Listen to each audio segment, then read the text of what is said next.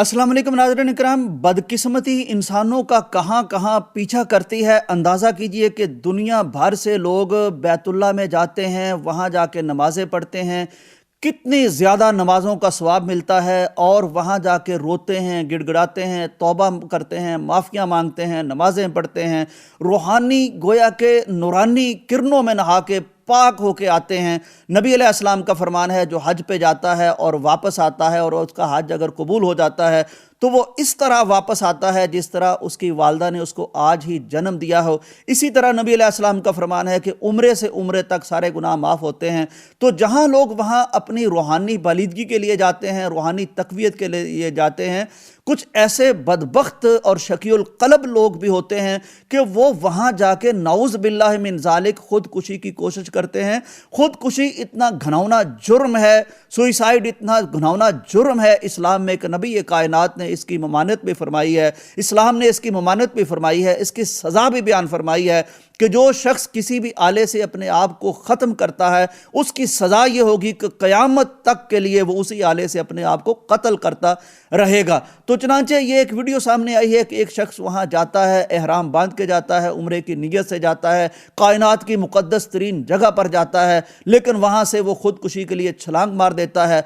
तो नाज़रीन इकराम, अंदाज़ा कीजिए कि मैं सलाम पेश करता हूँ वहाँ के सिक्योरिटी गार्ड को, वहाँ के उस मुहाफ़िज़ को, अपनी जान को ख़तरे में डालते हुए, जब वो देखता है कि एक शख्स इस कदर यानी जहन्नम के कुएं में कूदने की कोशिश कर रहा है, वो ख़ुद को ख़त्म कर रहा है और बैतुल्लाह के सहन में ख़त्म करता है, जहाँ गुनाह ख़त्म होते हैं, जहाँ शैतानत ख़त्म होती है, जहाँ शरारतें ख़त्म होती है, वहाँ वो अपना वजूद ख़त्म करके अल्लाह की एक नाराज़गी मूल ले रहा है। तो वो अपनी जान की परवाह न करते हुए उसके नीचे जाता है और उसको थामता है। अब ज़ाहिर है इतनी बुलंदी से जो गिरा था, ज़मीन पे गिरता तो उसका हड्डियां टूट जानी थी, बचना ही नहीं था, लेकिन एक इंसान पे जब गिरा है इम्पैक्ट कम हो गया है, चुनांचे वो भी बच गया है। लेकिन इस बहादुर हीरो को, इस अजीमुशान सपूत को, जिसने मुहाफ़िज़े हरम होने का हक़ अदा कर दिया है, चुनांचे उसको भी चोटें आई हैं। ये दोनों इस वक्त हस्पताल हैं। लेकिन असल बात यह है कि एक शख्स की हराम मौत को बचाया है इस हमारे हीरो ने।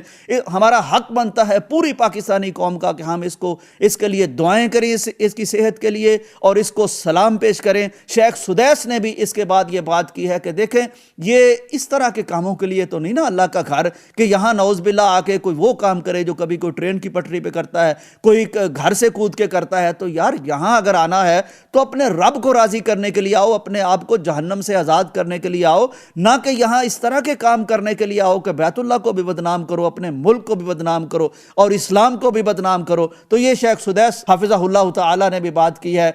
तो ये मैसेज मेरा सब तक पहुंचा दीजिए कि खुदा के लिए जिसको भी अल्लाह वहाँ लेके जाता है वो नेक नियति से जाए, वो इन कामों के लिए वहाँ ना जाए। ये हमारा बैतुल्लाह है, पूरी दुनिया की नज़रें इस पर टिकी होती हैं। तो इस तरह की चीज़ें जहाँ से जाएंगी तो पूरे इस्लाम और आलम इस्लाम में हमारी बदनामी होगी, इस्लाम की बदनामी होगी। इजाज़त दीजिए, अल्लाह हाफिज़।